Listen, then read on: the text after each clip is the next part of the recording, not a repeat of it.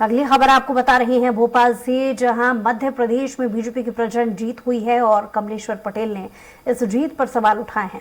कमलेश्वर पटेल ने कहा कि 15 तारीख को मतदान के पहले जिस तरह से किसान सम्मान निधि का पैसा डाला गया, वह एक सोची समझी साजिश के तहत लोगों को ललचाया गया। इतना ही नहीं, लाडली बहना का पैसा जिस तरह से डाला गया, ये भी एक सोची समझी साजिश के तहत डाला गया। ईवीएम पर सवाल पर कमलेश्वर पटेल ने कहा कि मतदान के दिन जिस तरह से ईवीएम की बैटरी 99% बता रही थी, वह एक संशय का विषय है। इन सभी पहलुओं पर जांच होनी चाहिए।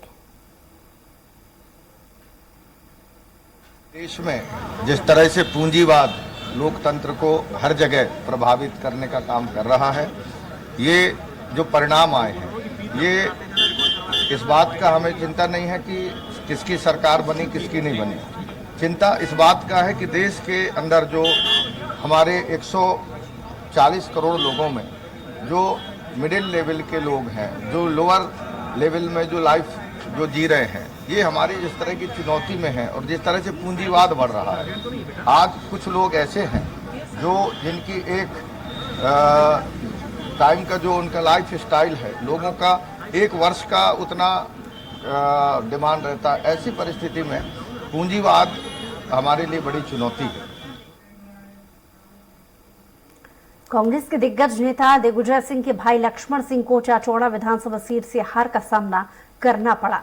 लक्ष्मण सिंह ने अपनी हार पर कहा कि ईवीएम इसके लिए जिम्मेदार नहीं है, क्योंकि मैं भी कई बूथों पर जीता हूं। वहीं अपनी हार के लिए मंदिरों पर लगाए पैसों को लक्ष्मण सिंह ने जिम्मेदार ठहराया। उन्होंने कहा कि मंदिरों में रखा गया पैसे का दुरुपयोग किया गया है। ये बहुत सारा काला धन इन्होंने चुनाव में खर्च किया है। मंदिरों को इनने दुकान बना दिया, भगवान को दुकानदार बना दिया।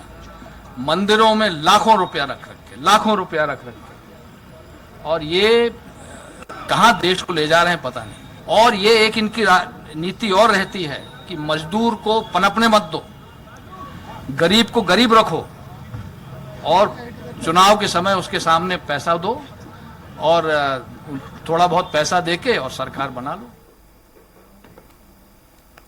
दतिया विधानसभा से जीती कांग्रेस प्रत्याशी राजेंद्र भारती ने अपनी जीत पर कहा कि जनता ने भरोसा जताया। हर बार नरोत्तम मिश्रा के धनबल से इस विधानसभा सीट को जीत दर्ज की जाती थी।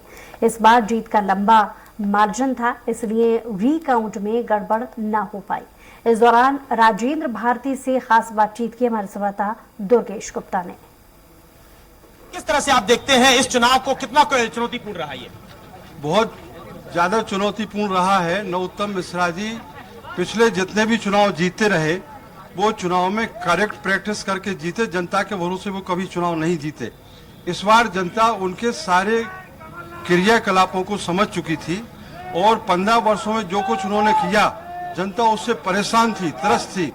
इसलिए 50 करोड़ रुपए खर्च करने के बावजूद भी जनता ने उनको चुनाव हरा दिया। सर, रिकाउंटिंग करवाई गई थी, रिकाउंटिंग इसलिए उन्होंने नहीं करवाई क्योंकि मार्जिन बहुत ज्यादा था, तो रिकाउंटिंग के होने के बावजूद ही कोई चांस नहीं था, इसलिए उन्होंने नहीं कराई। सर, विवाद की तस्वीरें भी निकलकर सामने आ रही थी कि वीडियो निकलकर सामने आ रहे थे आपकी सीट पर। वो जनता का आक्रोश था। जो भी विवाद बाद में वीडियो आप चर्चा कर रहे हैं, वो मुझे जानकारी नहीं है, लेकिन वो जनता का आक्रोश था जो पिछले 15 वर्षों में उन्होंने और उनके परिवार ने किया है। पूर्व गृह मंत्री ने एक शेर और शायरी दी है कि समुद्र का पानी उतरता देख किनारे घर मत बना लेना। क्या मानते हैं इसको, किस तरह से देखते हैं? देखिए, शेर और शायरी करते रहे हैं वो, और अब उनका यही काम रह गया है। उनको उनकी पार्टी में भी पूछ परख होने वाली नहीं है। प्रदेश में सरकार जिस तरीके से उम्मीद थी कि 2023 में कांग्रेस को अच्छी सीटें मिलेंगी, सरकार बनाएगी, नहीं मिल पाई। आखिरकार क्या वजह रही? अब इसकी वजह तो हमारे बड़े नेता बता सकते हैं। तो हमारे साथ मौजूद थे राजेंद्र भारती, जिन्होंने गृह मंत्री नरोत्तम मिश्रा के चुनाव में गृह मंत्री नरोत्तम मिश्रा को हराया, जिन्होंने चर्चा की, बताया उन्होंने कि किस तरह से कितनी चुनौतीपूर्ण यह सीट रही। कैमरामैन किशोर सैनी के साथ दुर्गेश गुप्ता, स्वराज एक्सप्रेस भोपाल।